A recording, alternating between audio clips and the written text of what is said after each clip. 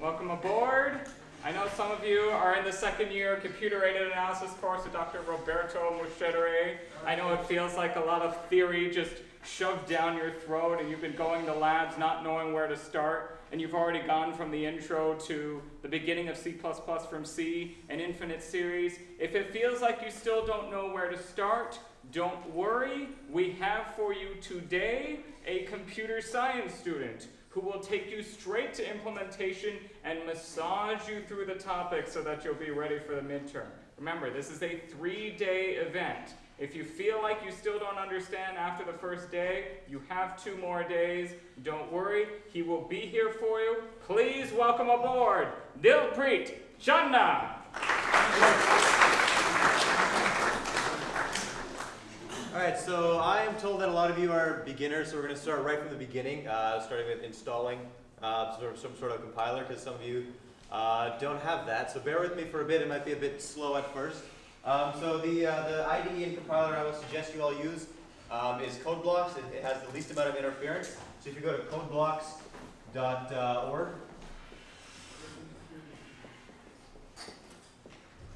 you can install it from there. In the download section, there's a tab. So you go to downloads, then install binary, should be the first link. I don't have a projector here right now, so I can't show you my screen, but you guys should be able to follow along. So you go to downloads, download the binary release, and for Windows there's going to be several options. You're going to want to download the one that at the end says mingwsetup.exe. So it has something mingw. This is the compiler stuff that you're going to need to actually run your code. So while you guys are doing that, we're going to go over a quick brief of what programming is, since a lot of you are new. So programming isn't the same as computer science. Computer science is a lot of math, a lot of theory. So computer programming is just telling a computer what to do. So for me, I can tell a person to go pick up the chair, and I can understand it. But the computer doesn't know that.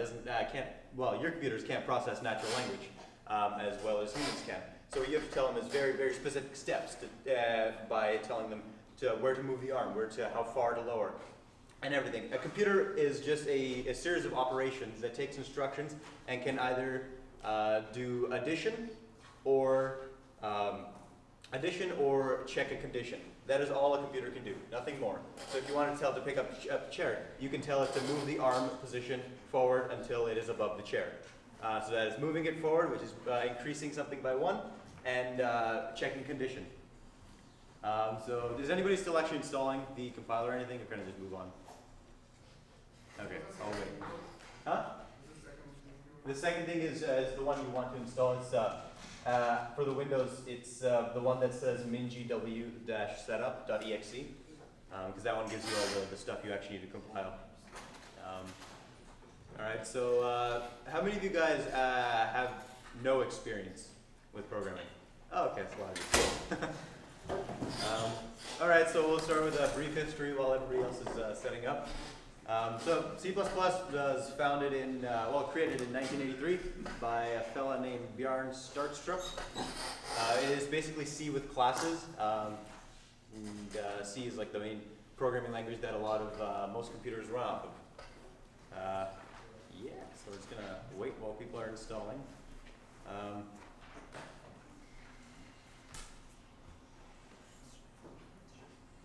Cool. I'm going to start writing on the board the stuff we're going to do afterwards.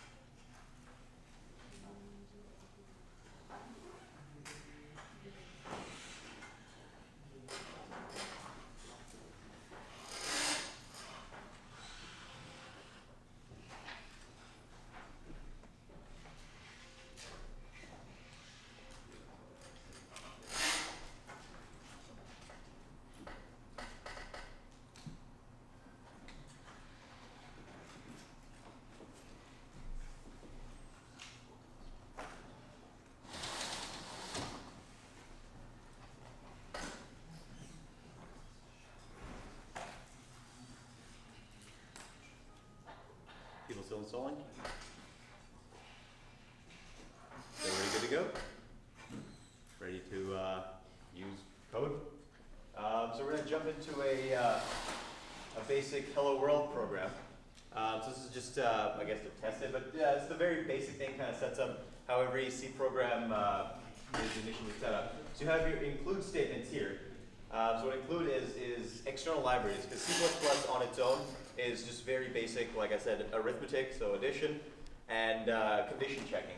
But there's a bunch of other stuff that you may want to use to actually make a functional program, such as inputs and console, getting inputs and writing to the console so the user has an interaction.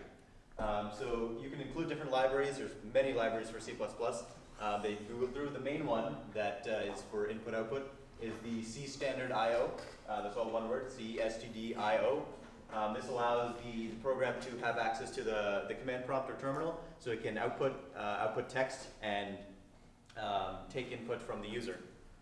So starting off, you have using, the next line is the using name statement, using namespace std. So what does that mean? A namespace is just a way to organize code. So in the class or in the file C standard.io.h, there's a bunch of different methods and classes that are set up for you to use. But there's also a bunch of other libraries that have their own classes and methods, and some of the names might intersect, overlap. There might be another library that has printf as a method. So to avoid confusion and to keep everything organized, developers use namespaces to organize their code. So everything in the standard.io.h is with a namespace std. So when you do using namespace std, it knows when it finds a printf function or one of the methods that exist in the library standard.io.h, it looks for everything within the namespace std, so it knows which method to actually use. So you have another library imported that has the same method name. It doesn't get confused. Now the next line, the main program it starts off in here. The compiler, once it compiles, the code starts off writing in the main method. So you have int main, and everything is contained within curly brackets. So the int is a return type. We'll get into that more later on. But essentially what that means is that this method, main, or function, anything that has a return type and a name and then brackets, is defined as a function. It's the second set of code that will be run once the function is called. And the main function is called by default when the program is started. So the main function has a return value of integer, which means that it will return an integer. So you don't need to know what, well, you do, but right now we're not going to go into that. That's a little later once we actually get into functions. So just to satisfy that, you do a return 0 and just give it any integer. 0 is generally standard for the code is compiled and completed successfully. So then moving on, we have printf. This is the print statement to write to the console, so you see for the text that's coming out. Printf stands for print formatted. Now the formatting is for the string in the brackets here, brackets, to allow it so that you can have special characters and do the add integers and other numbers in there. Also going to get into that in just a bit. So printf and whatever's in the quotations gets written out, but not directly. If you'll notice at the back I have a \n here, and we don't want to print that out, but that is essential for organization. So it'll print out hello world, and then it recognizes \n as a special character. What this tells the program to do is not to write out \n, but to enter, pretty much just press enter. So instead of writing out hello world and then continue on from there, it writes out hello world and then it continues from the next line. That's what's called new line character. A lot of other special characters like that. There's \n, \t is to represent a tab, so you don't press tab to get the spacing. You do \t and it represents a tab. So that's a basic hello world program. Is anyone having trouble running that? I forgot the .h. No. The .h is only for, if you do standard.io.h, that includes the standard.io library, which will work, but that includes the library for C. Because C is a sort of a more lower level language, so that imports the library for C, which contains this method, so this will work with .h. But if you're using C++, you want to use its full power. And so using C standard I/O includes the library for C++, which has extra methods and functions. I'm not seeing, I don't think I'm seeing exactly what's there. The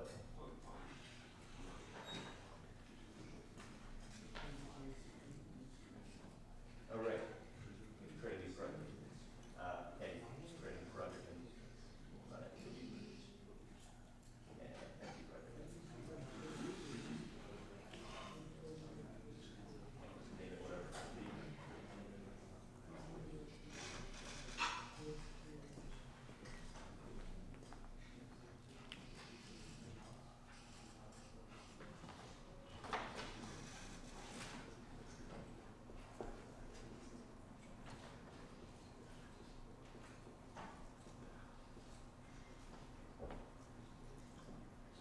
Hey, excuse me, is anybody having trouble actually opening CodeBlocks, actually using CodeBlocks? Alright, if you can't use CodeBlocks, you should use this online compiler called JDoodle, it's right there, jdoodle.com. It's what we, our talk show does, same thing as well. Just try to follow along with the Korean stuff, you don't have to save anything. jdoodle.com, and go to C++.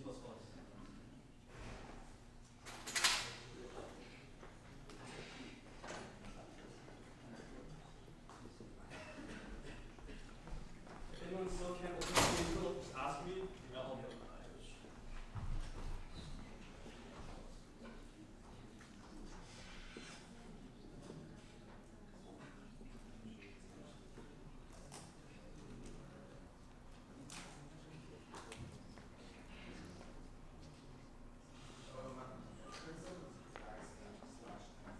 Huh? Did you do \n or /? Because it has to be \, the one that's under the one above the enter space. No, it's or no.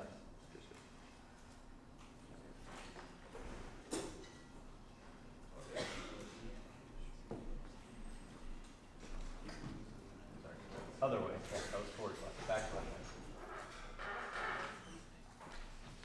And the \1 is above under the enter key. Okay.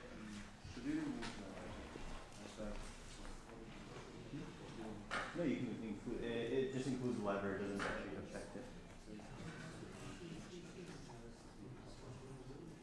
You have to have a semicolon after the print statement.